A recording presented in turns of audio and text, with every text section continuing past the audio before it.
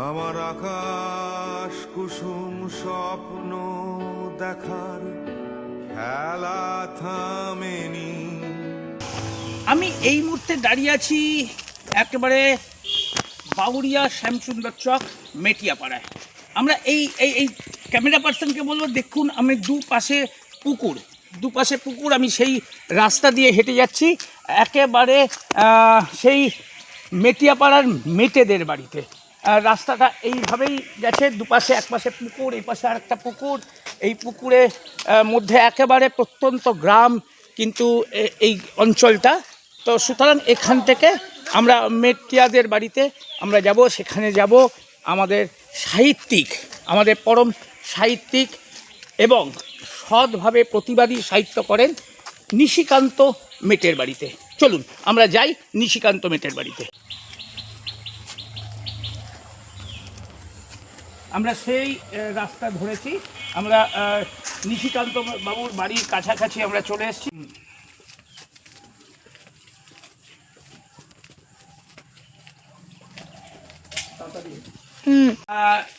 মেটিয়াপাড়ার মেটে বাড়ি, যেখানে রয়েছেন নিশিকান্ত মেটে।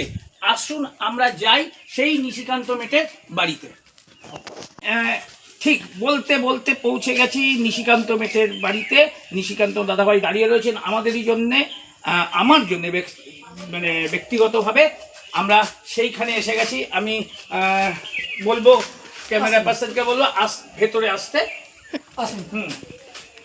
একদম নমস্কার, আমি বাউরিয়া শ্যামসুন্দর চক মেটিয়াপাড়ায় বসে আছি, এক পুকুর পাড়ে।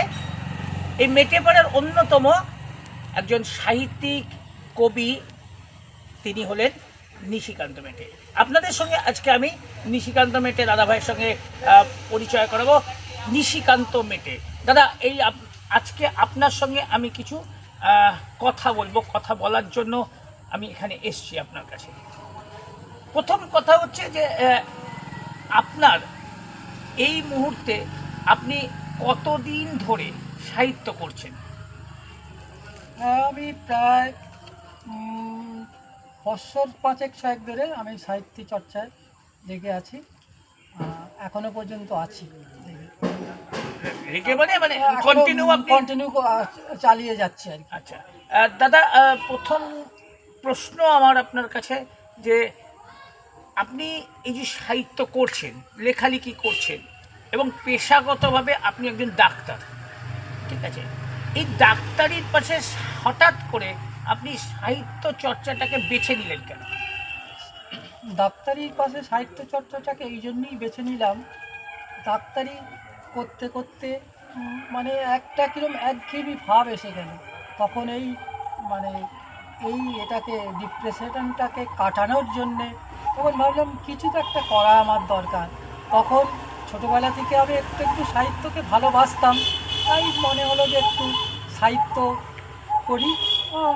আমার ডাক্তারি জীবনের মানে কী বলবো, অলিতে গলিতে, রাস্তাঘাটে, আঁকে বাঁকে আস্তে আস্তে 2-4টে লাইন মনে পড়তো। এইভাবেই শুরু আমার সাহিত্য। তবে প্রথম সাহিত্য আমাকে উদ্বুদ্ধ করে আমার বড়দা অশোক মেটে।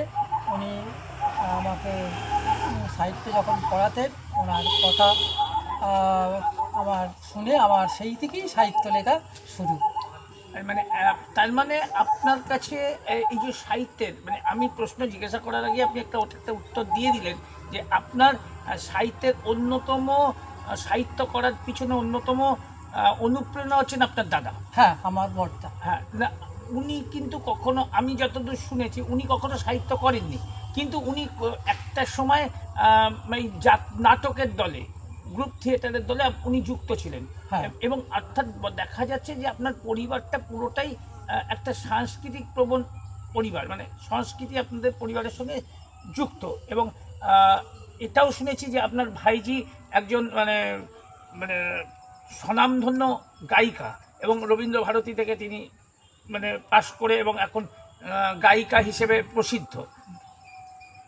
আমি এই জায়গাটাকে বাদ রেখে আমি যদি প্রশ্ন করি, আপনি এই যে লেখেন, তার মানে কি আপনি শান্তির জন্যই লেখেন, মনের শান্তির জন্যই? শুধু মনের শান্তি বলবো না, সমাজে যেসব ঘটনাগুলো ঘটছে প্রত্যক্ষদর্শী হচ্ছে আমি, এই সব দেখে আমার লেখা কিন্তু প্রতিবাদ থেকেই, প্রতিবাদীর ঝড় তুলে দেওয়ার আমার লেখা, আমি সেইভাবেই লিখি, প্রতিবাদ করি। আমি সমস্ত কিছু মধ্য দিয়ে, প্রতিবাদের মধ্য দিয়েই আমি কিছু আমি প্রকাশ করতে চাই আমার লেখাকে। আচ্ছা, মানে তার মানে আপনি একটা সমাজে আপনার বার্তা প্রেরণ করতে চান। হ্যাঁ, অবশ্যই আমি সেই প্রতিবাদের মধ্য দিয়ে আমি বার্তা প্রেরণ করতে চাই। আচ্ছা, আরেকটা প্রশ্ন, আমি ছোট্ট প্রশ্ন, যে বর্তমানে সাহিত্য কোথাও যেন অর্থের কাছে বিকিয়ে গেছে। দেখা যাচ্ছে যে বিভিন্ন গ্রুপ সাহিত্য করছে। তারা কি করছে, তারা সাহিত্য করার আগেই আপনার একটা লেখা একক সংকলনে, মানে তাদের যৌথ সংকলনে লেখা নেওয়ার জন্যই টাকা চেয়ে বসছে, প্রি বুকিং চাইছে, বা বই কিনে নিতে হবে। প্রথমেই লিখে দিচ্ছে সৌজন্য সংখ্যা নেই। এই ক্ষেত্রে আপনি কি মনে করেন এটা ঠিক? এটা একেবারেই ঠিক নয়। কেন কেন একেবারে ঠিক নয় বলছি, সাহিত্যকে যদি করতে গিয়ে যদি ব্যবসার মানে মুনাফার এতে পড়ে যায়, সেটা সাহিত্য আর হলো কোথা থেকে?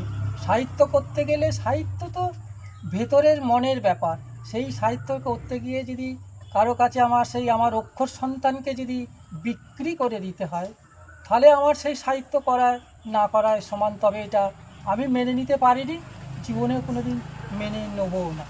তার মানে বুঝতেই পারছেন যে বর্তমানে আজকাল যতভাবেই সাহিত্য বিকেন্দ্রীকরণ হোক না কেন, বা পয়সার কাছে মাথা নুয়ে ফেলুক না কেন, কিন্তু কিছু মানুষ আছেন এখনও সৎভাবে কিন্তু তারা সাহিত্য করেন।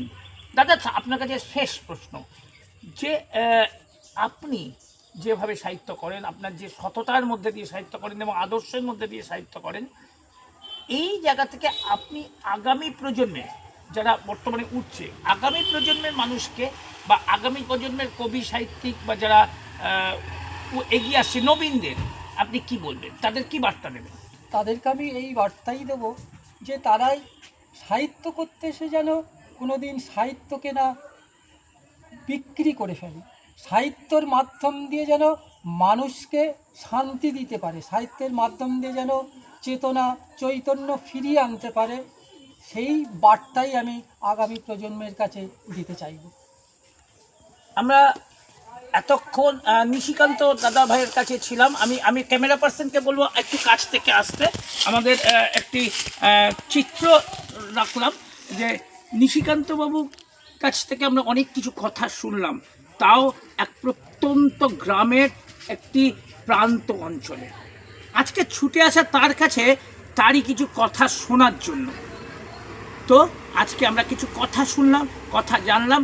আগামী দিনে নিশিকান্ত বাবুর কাছ থেকে আরও কিছু কথা শুনবো, আরও কিছু জানবো আগামী দিনের জন্য। এই বলে আমরা আজকের মতো রাখছি, আজকের মতো বিদায় নিচ্ছি। আগামী পর্বে বা আগামী কোনো সংখ্যায় আপনাদের আরও করে সাহিত্য বিষয়ক কথা এবং অতিথিদের নিয়ে আসবো আপনাদের সামনে। নমস্কার।